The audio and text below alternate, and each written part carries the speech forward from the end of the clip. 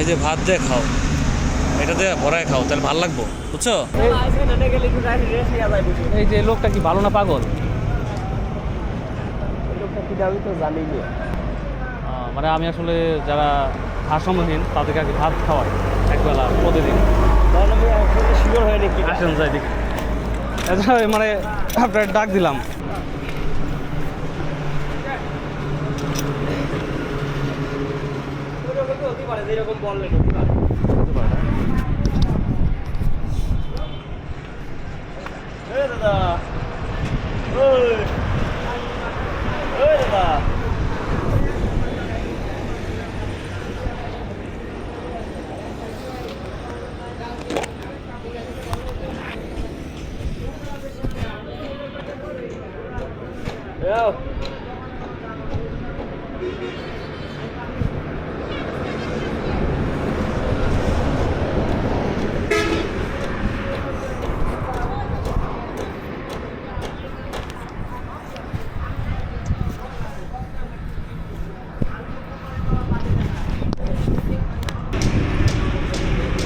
খাওন খাও, খাই ফেলো। খাইছো না, শরীরে যে অবস্থা, কাটাকাটি দাগ। খাও খাও, পানি লাগিয়ে দিই। পানি আছে, দেব না। মনে মাঝে কথা বোঝে না, বুঝছেন? শরীরে এত কাটা দাগ কে? এই যে দিকে কাটা দাগ, খালি খায়। আমি আর মনে খাওয়াইছে, মনে হয় যে খালি ভাত খাওয়ার পর পরে মনে হয় তরকারি খায়। হ্যাঁ, কেমন হয়েছে? ভালো? কানেক্ট শোনে না। এই যে ভাত দিয়ে খাও, এটা দিয়ে ভরায় খাও, তাহলে ভালো লাগবো, বুঝছো? ঠিকভাবে না খাই না, শরীরের অবস্থা খারাপ। এমনি জব টপ করেন ভাই নাকি? বিল্ডিং কাজ। ও, এই যে ইয়াতে কনস্ট্রাকশনে না? এটা মানে বাজারে। ভাত দেখাও, ভাত দেখাও। মজা হয়েছে না? ঠিক আছে। হুম, তরকারি মজা হয়েছে। ভাত দেখাইতে ভালো লাগবে আরো। শরীরের অবস্থা খুবই খারাপ, তো হাতে বাইক হয়েছে, খালি খাইতেছে ভাত খায় না। ভর্তা আনছি, ভর্তা, তারপর বেগুনের তরকারি আছে ভিতরে, আর নিরামিষ। তাই থাকো। আসলে সবসময় তো ভিডিও এডিট করা যায় না, তো এডিট করতে একটু ঝামেলা হয়, যার জন্য আমি এডিটও করি না। এমনিতে খাওয়াই, খাওয়ানোর পর এডিট করতে আমার ইচ্ছে হয় না।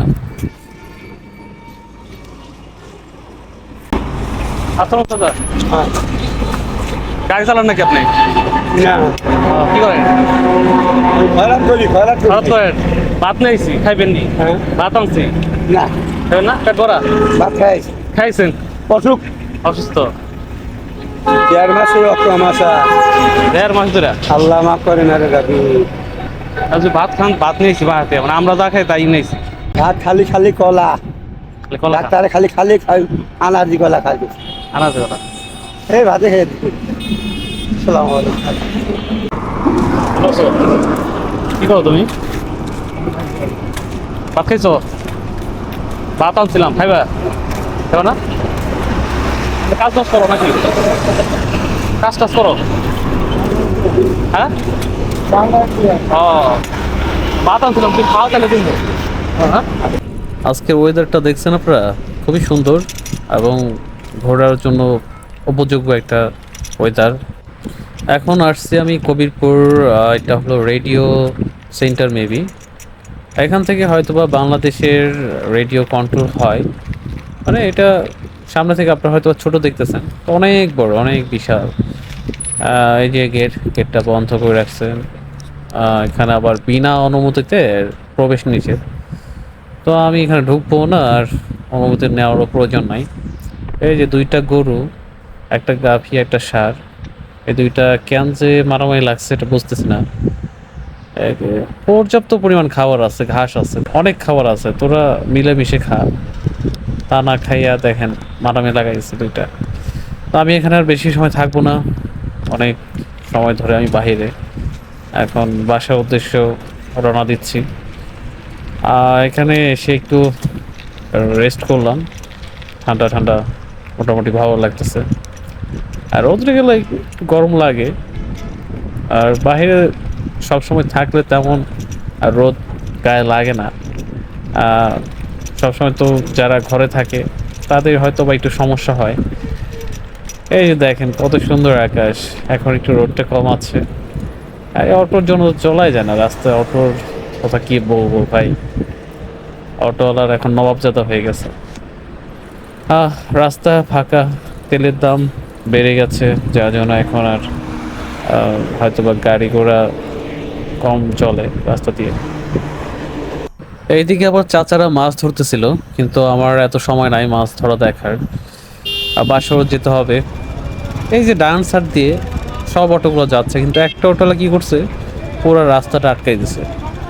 এই যে ডান সাইড দিয়ে যে সুন্দর অটোগুলো যাইতেছে, কিন্তু অটোওয়ালা আবার বলতেছে যে এই তোমরা ওই মানে ওই লোকটার বলতেছে যে এই তুমি রাস্তা আটকে রাখছো কেন।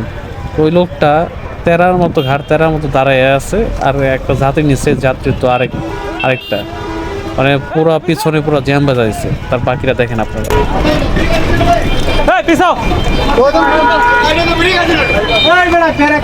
তোমার রাস্তা কোন পাশে? তোমার রাস্তা কোন পাশে? এই পাশে না? রাস্তা দেখতে পাবো অবশ্যই। লাইন গেছে না একটা, যে লাইন যাই দেখে রাস্তা একটা লাইনে যাবেন নাকি? এক লাইন যাবেন আপনি? এক লাইনে কেমনে যাবেন আপনি? মাথা ঢোকাইতেছে। এদিকে রাস্তা কত সুন্দর ফাঁকা। এই অটোটার জন্যই মানে আমার এত সময় দাঁড়ায় থাকতে হয়েছে রোদের ভিতর। এমনিতে অনেক দূর, মানে অনেক লং টাইম সাইকেল রাইড করছি, একটু খারাপ লাগতেছিল। যাই হোক, ভালো থাকবেন সবাই, আল্লাহ হাফেজ।